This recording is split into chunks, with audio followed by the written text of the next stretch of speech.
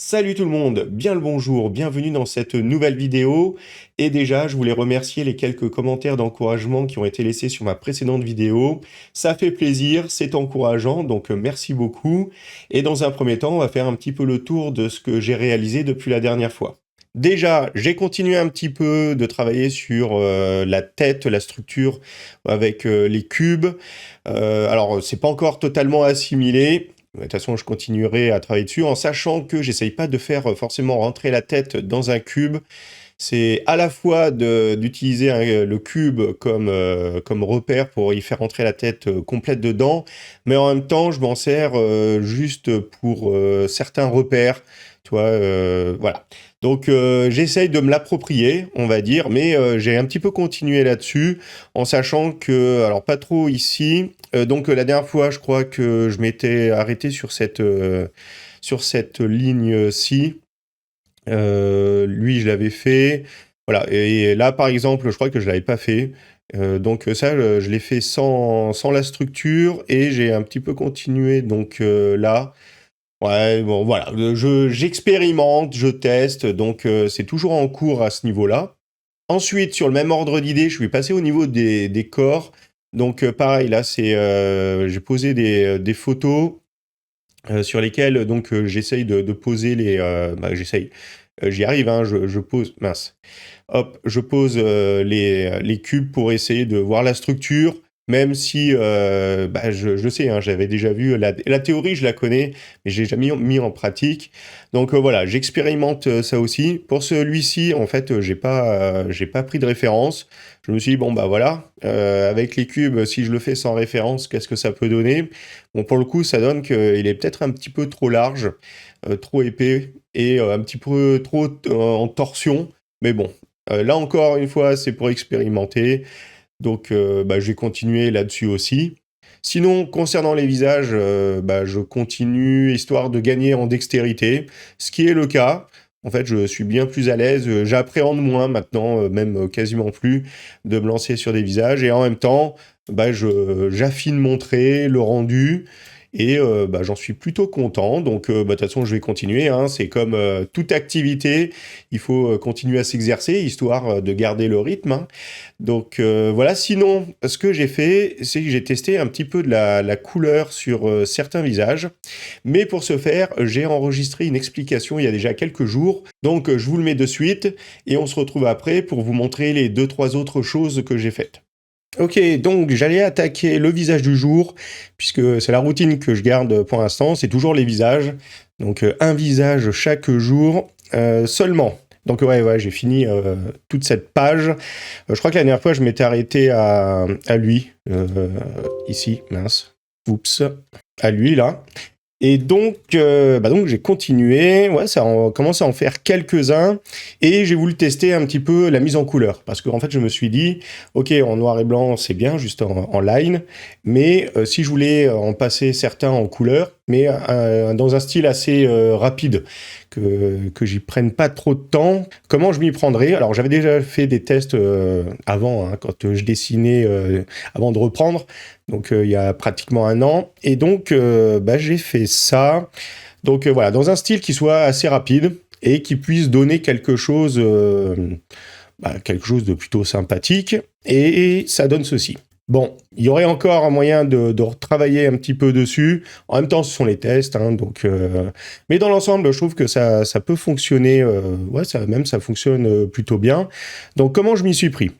Alors, pour commencer, un calque couleur, c'est uniquement pour les aplats. Donc, la peau, les cheveux. Bon, lui, je lui ai pas mis les cheveux en couleur, là non plus. Voilà, c'est les tests, mais voilà. Un calque pour les aplats. Ensuite, j'ai rajouté de l'ombre. Donc, un calque ombre. Pour ce faire, donc, je l'ai passé en produit, qui se trouve ici. Et au niveau de la couleur, en général, je viens plutôt sur un bleu gris ici. Et ensuite, je place mes ombres là où je veux. Pour les trois ici, donc ces trois-là, je les ai un petit peu estompés, les ombres. Pour celui-ci, non. Voilà, histoire de varier un petit peu les tests. Et pour estomper, c'est simple, hein. Soit je prends le doigt qui se trouve ici, ou la goutte d'eau, ou alors un brush soft, et je viens gommer un petit peu l'ombre. Voilà, et ça dépend de ce que je veux faire. Donc, le calque ombre. Ensuite, je passe au calque lumière, donc histoire un peu de rehausser. Pour la lumière, donc il est en superposition, qui se trouve ici. Pour la lumière, ce que je fais, c'est que je récupère la couleur de la peau. Donc pour ce faire, hop, je prends la pipette, je récupère la couleur de la peau, et ensuite sur le calque, eh bien je viens la poser. Voilà, c'est un petit peu trop brutal, mais hop, j'enlève. Donc plutôt avec un... Alors ça dépend. Avec soit un brush soft, soit dur. Ça dépend. Tu vois, là c'est un dur. Soit je pose en dur et après, pareil, j'estampe un petit peu. Ou alors directement avec un brush soft. Mais voilà pour la lumière. Ensuite, un petit peu de bruit, histoire de rajouter un peu de texture. Parce que sinon, je trouve que c'est un petit peu trop lisse.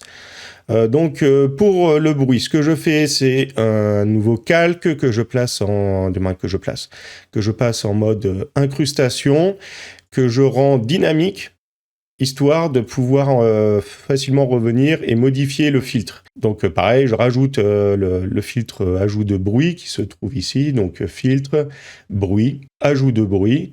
Et ensuite, donc comme il est en dynamique, et ça me permet de revenir dessus et de modifier, hop, vas-y, voilà. Et ça me permet donc de modifier, par exemple, la quantité de grains ou alors la répartition, monochromatique ou pas. Et c'est pas figé, je suis pas obligé de supprimer le calque et d'en recréer un et tout. Ça me laisse plus de liberté. Et pour finir, j'ai rajouté un calque que j'appelle rouge. Voilà, il est peut-être un petit peu trop fort, je m'en rends compte maintenant. Mais vu que je trouve que les couleurs sont un peu trop ternes, voilà, histoire un petit peu de rajouter, que ce soit moins terne, tout simplement. Donc pareil, en incrustation, peut-être qu'il faudrait qu'il soit moins présent. On fait voir si je diminue un petit peu. Bon, il faudrait que je gomme et tout. Mais voilà, ce sont les tests. Dans l'ensemble, comme je disais, je trouve que ça fonctionne plutôt bien. À retravailler là-dessus. Même lui, là, pour lequel j'ai pas estampé quoi que ce soit, ça peut être un style aussi, donc pourquoi pas. Bon, voilà pour ça. La vidéo touche à sa fin, mais il y a encore 2-3 choses que je voulais vous partager. Donc, même si ça sera le sujet de prochaines vidéos, je vous montre un petit peu sur quoi j'ai commencé à travailler. Je vais vous montrer, il y a notamment des illustrations. Bon, ça, c'est un peu commun.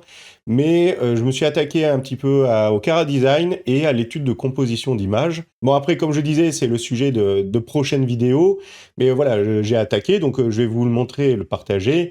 Et en même temps, ça tease un petit peu les prochains sujets traités, on va dire. Donc, concernant les illustrations, j'ai un petit peu continué celle-ci. Donc, j'ai rajouté les textures, des serres. En fait, c'est dans l'idée de placer des serres, mais ils seront pas forcément comme ça. Je préférais qu'ils marchent. Seulement, concernant cette illustration, je trouve que j'ai perdu un petit peu en lisibilité. Donc, il va falloir que je revoie ça. Parce que, voilà, je bloque un petit peu sur celle-ci. Donc, en fait, je l'ai mise de côté et je suis passé à une autre illustration, histoire de la mettre de côté et de revenir dessus ultérieurement, histoire d'avoir les idées plus claires.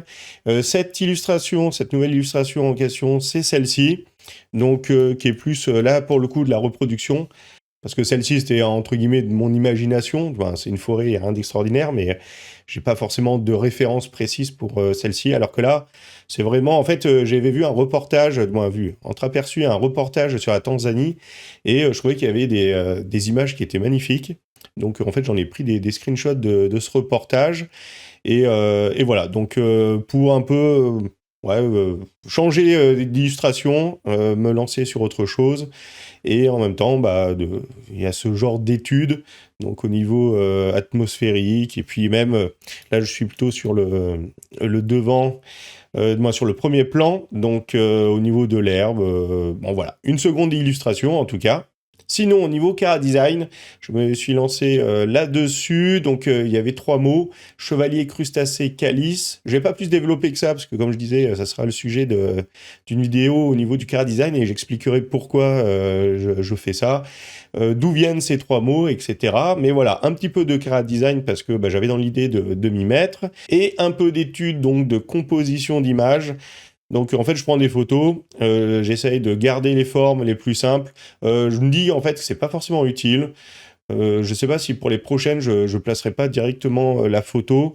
En fait, dans l'idée, c'est voilà, d'en prendre plein, de les poser et de voir un petit peu comment elles sont composées. Donc, par exemple, pour celle-ci, je me suis rendu compte qu'ici, on avait un premier tiers sur le haut de l'image, puis 2 autres tiers pour le reste. Là, il y avait un genre de tiers au niveau de la composition. C'est plus ou moins le seul type de composition que je connais, mais pas exactement. Donc voilà, le but, ça va être de voir ce qui existe, ce qui fonctionne dans les images. Bon bah voilà, la vidéo touche à sa fin.